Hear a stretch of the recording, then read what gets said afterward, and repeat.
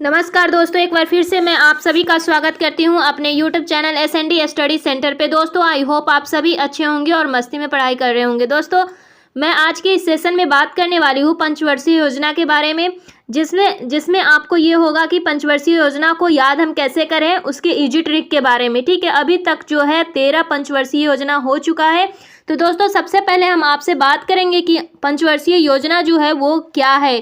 ठीक है, पंचवर्षीय योजना क्या है। तो दोस्तों हम बात करते हैं कि पंचवर्षीय योजना क्या है। तो यह जो एक केंद्रीकृत और एकीकृत जो है राष्ट्रीय आर्थिक कार्यक्रम है। पंचवर्षीय योजना जो है एक प्रकार का आर्थिक कार्यक्रम है जो हर एक 5 साल के लिए इसको सरकार द्वारा जो है ये लागू किया गया था। ठीक है, अगर यहाँ आपको नाम से ही पता चल रहा है कि पंचवर्षीय यानी 5 वर्ष वाली जो योजना है, कार्यक्रम है, ये एक आर्थिक कार्यक्रम है। ठीक है, जो 5 साल के लिए क्या किया गया था, केंद्र सरकार के द्वारा देश का जो लोग है उसके आर्थिक और सामाजिक विकास को देखते हुए उसके संदर्भ में इसको शुरू की गई थी। ठीक है दोस्तों, अगर हम बात करें कि ये जो है पंचवर्षीय योजना को संचालन करने के लिए क्या गठन किया गया, तो पंचवर्षीय योजना के संचालन के लिए योजना आयोग का गठन किया गया था। ठीक है दोस्तों, योजना आयोग का गठन किया गया था कब? 15 मार्च 1950 को जो है 15 मार्च 1950 को योजना आयोग का है गठन किया गया था। ठीक है दोस्तों, अब बात करते हैं कि योजना आयोग का जो है गठन 1950 में हो गया था, 15 मार्च 1950 में। और इसका जो अध्यक्ष होते हैं इसका जो अध्यक्ष होता है वो कौन? प्रधानमंत्री होते हैं, भारत सरकार होते हैं। ठीक है, और इससे किसको लाभ मिलता है? योजना आयोग से किसको लाभ मिलता है? तो भारत के जो नागरिक हैं उनको लाभ मिलता है। और ये शुरू करने का क्या उद्देश्य था? कोई ना कोई तो मोटिव होगा ना। तो ये जो योजना आयोग है पंचवर्षीय योजना को शुरू करने का एक उद्देश्य था देश का विकास करना। ठीक है दोस्तों, तो सबसे पहले हम बात करते हैं इस योजना को, पंचवर्षीय योजना का हम ट्रिक के साथ हम कैसे याद करें। अब तक 13 पंचवर्षीय योजना जो है हो चुका है। ठीक है, तो 13 पंचवर्षीय योजना को हम किस प्रकार से इजी वे में याद रख सकते हैं। तो दोस्तों आपको कुछ नहीं करना है, सिर्फ एक ही नंबर यहाँ पे याद रखना है। आपको एक संख्या 322 जो है वो आपको याद रखना है। 322 से ही आपको सारा 13 का 13 पंचवर्षीय योजना जो है याद होने वाला है। दोस्तों जैसा कि आप सभी जानते हैं कि पंचवर्षीय यानी उसमें जो 5-5 वर्ष उसका जो है 5-5 साल के लिए ये इस कार्यक्रम को चलाया गया था। ठीक है दोस्तों, तो यहाँ पे 3-2 जो है 322 जो है 3 और 2 इसको ऐसे याद रखेंगे। ठीक है, तो यहाँ देखिए सबसे पहले जो है इसका जो शुरुआत किया गया था 1951 में किया गया था। ठीक है दोस्तों, पहला जो पंचवर्षीय योजना था वो 1951 से 56 था। पहला जो पंचवर्षीय योजना था 1951 से 1956 था। अब देखिए 1951 और पंचवर्षीय यानी कि 5 वर्ष वाली योजना है, तो इसमें 5 जोड़ देंगे तो 1956 हो जाएगा। ठीक है, और फिर यहाँ पे 1956 से चलेगा, इसमें 5 जोड़ देंगे तो 1961 हो जाएगा। फिर इसमें 5 जोड़ देंगे 1961 से 1966। लेकिन यहाँ पे देखिए या दोस्तों 3 साल यहाँ पे जो है ये वाला जो ट्रिक है आपका 3, ये वाला ट्रिक यहाँ पे लागू होता है कि तृतीय पंचवर्षीय योजना के बाद 3 साल का गैप हो गया था। ठीक है, यानी कि 1966 से लेके 1969 जो है वहाँ पे 3 साल का गैप हो गया था। 3 साल का गैप हो गया था। और वहाँ पे गैप क्यों हुआ था? जब ये गैप हो गया था इस योजना को अवकाश वाली योजना कहा गया। ठीक है, 1966 से 67, 1967 से 68, ठीक है, और 1968 से 69, ये जो 3 साल है, ये 3 साल जो है तृतीय पंचवर्षीय योजना के बाद क्या हो गया था? गैप हो गया था। और गैप होने का कारण था कि इसके बाद जो है चीन और भारत का युद्ध हो गया था, भारत पाकिस्तान का युद्ध हो गया था। इस योजना को अवकाश का जो योजना है ये इसमें जो है सबसे बड़ा कारण है। ठीक है, यही कारण है विफलता का। ठीक है, क्या कारण है कि चीन युद्ध हुआ था, चीन ने भारत पर आक्रमण कर दिया था और पाकिस्तान भारत युद्ध हुआ था। यह सबसे प्राथमिक कारण है। योजना अवकाश का जो ये होने का कारण है, प्राथमिक कारण यही युद्ध है। ठीक है दोस्तों, इसी के कारण जो है ये विफल रहा। ठीक है, इस अवकाश योजना में यानी कि 1966 से 1966 से 1969 जो है ये अवकाश योजना इसको बोला जाता है। और इस अवकाश योजना को विफलता वाली भी योजना यानी कि विफल योजना भी बोला जाता है। ऐसा क्वेश्चन आता है कि विफल योजना किस पंचवर्षीय योजना को बोला जाता है? तो 1966 से 69 के जो योजना है उसको बोला जाता है। ठीक है दोस्तों, अब यहाँ पे बात करते हैं चौथी पंचवर्षीय योजना की। तो देखिए अब यहाँ पे फिर कंटिन्यू, यहाँ पे पहला, दूसरा और तीसरा, यहाँ पे क्या है, कंटिन्यू है 5 वर्ष। ठीक है, यहाँ पे गैप हो गया 3 साल का, फिर यहाँ पे चौथी पंचवर्षीय योजना जो है वो भी कंटिन्यू है, 1969 से लेके 1974 तक होता है। फिर 5वीं पंचवर्षीय योजना में एक चीज़ होती है, ठीक है, ये जो है सिर्फ 4 साल की योजना होती है, जो सिर्फ है यहाँ पे 1974 से 1978, यहाँ पे सिर्फ 4 साल की योजना होती है। क्यों होती है? क्योंकि यहाँ पे मोरारजी देसाई की जो सरकार है उसको खारिज कर दिया जाता है ना। मोरारजी देसाई की सरकार बनती है तो वहाँ पे इस योजना को खारिज कर देता है। ठीक है, फिर आती है छठी पंचवर्षीय योजना 1980, फिर यहाँ से कंटिन्यू हो जाता है, छठी पंचवर्षीय योजना से कंटिन्यू हो जाता है 1980 से 1985, यहाँ पे 5 साल आपको देखने में। 7वीं में फिर 1985 से 90, 8वीं पंचवर्षीय योजना 1900। अब यहाँ पे देखिए, यहाँ पे फिर आपको 2 वर्ष का गैप मिलता है। ठीक है, यहाँ पे भी आपको क्या मिलता है, 2 वर्ष का गैप मिलता है। छठी पंचवर्षीय योजना और 7वीं पंचवर्षीय योजना जो है वहाँ पे 7वीं पंचवर्षीय योजना के बाद आपको 2 साल का गैप मिलता है।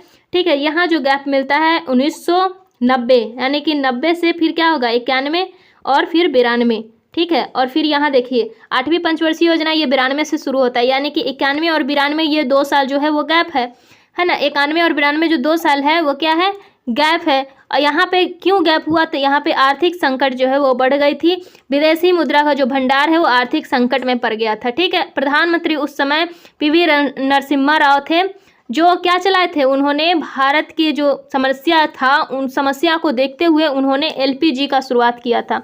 ठीक है, एलपीजी का शुरुआत किया था, एलपीजी का शुरुआत किया था। एलपीजी कहने का मतलब कि लिबरलाइजेशन, प्राइवेटाइजेशन और ग्लोबलाइजेशन।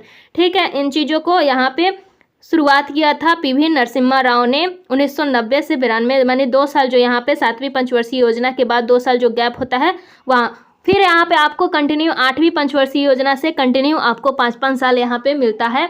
देखिए 8वीं पंचवर्षीय योजना 1992 से 1997, 9वीं पंचवर्षीय योजना 1997 से 2002, 10वीं पंचवर्षीय योजना 2002 से 7, 11वीं पंचवर्षीय योजना 2007 से 12 और 12वीं पंचवर्षीय योजना 2012 से 2017 और 13वीं पंचवर्षीय योजना जो है 17 से 22 तक चला था। ठीक है दोस्तों, यहाँ पे कहने का मतलब आपको 3-2-2 जो ट्रिक है इसी को सिर्फ याद रखना है कि गैप कब कब हुआ था। ठीक है दोस्तों, तृतीय पंचवर्षीय योजना के बाद आपको 3 साल का गैप मिलता है ना। और 5वीं पंचवर्षीय योजना में आपको याद रखना है कि सिर्फ 4 साल का ये योजना बनी थी। उसके बाद 5वीं पंचवर्षीय योजना के बाद आपको 2 साल का गैप मिलता है।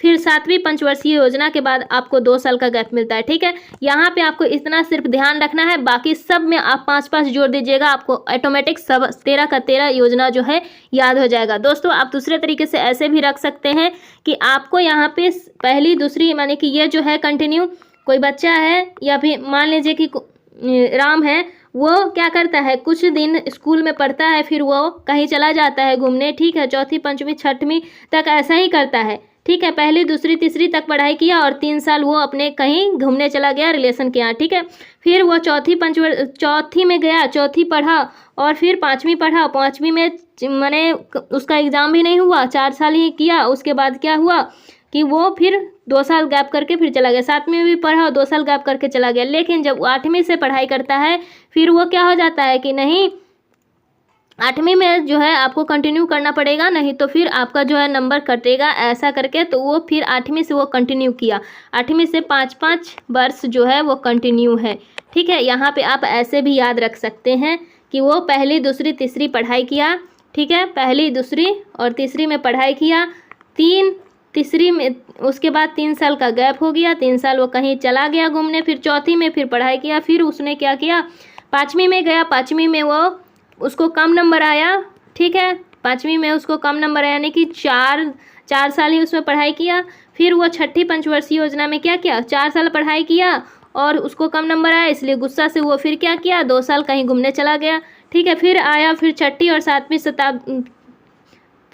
सातवीं जो पंचवर्षीय योजना है उसमें क्या किया, फिर वो पढ़ा। फिर 7वीं पंचवर्षीय योजना के बाद फिर वो 2 साल गैप ले लिया। लेकिन जैसे ही 8वीं में आता है वो उसको मतलब ये किया जाता है कि नहीं अब आपका यहाँ से बोर्ड शुरू होता है, तो बोर्ड शुरू होता है तो यहाँ से आपको कंटिन्यू करना पड़ेगा, तो यहाँ से वो कंटिन्यू क्लास करता है 5 वर्ष, ठीक है। तो आपको ऐसे याद हो जाएगा दोस्तों, ठीक है। आपको एक और बात बता दूं कि जब ये जो योजना आयोग है, इस योजना आयोग का नाम बदल दिया गया था, यानी कि ये जो योजना आयोग का जो समाप्ति है वो 13 अगस्त और 2014 को ये योजना आयोग ख़त्म कर दिया था। इसका नाम बदल के क्या रख दिया गया था? इसका नाम बदल के नीति आयोग रख दिया गया था। क्या रख दिया गया था? इसका नाम बदल के नीति आयोग रख दिया गया था, ठीक है। अब नीति आयोग कब इसका स्थापना हुआ? नीति आयोग का तो 1 जनवरी है ना, नीति आयोग का जो स्थापना है वो 1 जनवरी 2015 को 1 जनवरी 2015 को जो है नीति आयोग का स्थापना हुई थी, ठीक है, गठन किया गया था, ठीक है। अब यहाँ पे नीति का फुल फॉर्म अगर पूछे तो नेशनल आई फॉर इंस्टीट्यूट, ठीक है, नेशनल इंस्टीट्यूट फॉर ट्रांसफॉर्मिंग, ठीक है, national institute for transforming India, ठीक है, national institute of transforming India, ठीक है। ये हुआ नीति आयोग का फुल फॉर्म, ठीक है दोस्तों। आई होप आपको ये वीडियो पसंद आया होगा और ट्रिक भी पसंद आया होगा दोस्तों। आप इस ट्रिक से पूरे 13 पंचवर्षीय योजना को याद आसानी से रख सकते हैं, ठीक है दोस्तों। सिर्फ आपको गैप याद रखना है कि कब कब गैप हुआ था, ठीक है। तीसरी पंचवर्षीय योजना के बाद आपको 3 साल का गैप, ठीक है। 5वीं पंचवर्षीय योजना के बाद आपको 2 साल का गैप, 5वीं पंचवर्षीय योजना में आपको 4 साल उसमें हुआ था, 7वीं पंचवर्षीय योजना के बाद आपको 2 साल का गैप, ठीक है। इस प्रकार से आप याद रख सकते हैं। बाकी जितना भी है वो सब आपका 5-5 साल का है, कंटिन्यू है, ठीक है दोस्तों। तो आई होप आपको ये समझ में आया होगा। अगर वीडियो कैसा लगा तो आप ज़रूर हमें कमेंट करके बताएं, ठीक है। अगर मेरे चैनल पे नए विजिट किए हो तो मेरे चैनल को सब्सक्राइब कर लीजिए, बेल आइकन के ऑल बटन पे प्रेस करके, ठीक है, प्रेस कर लीजिए ताकि हर नोटिफिकेशन जो है आप तक पहुँच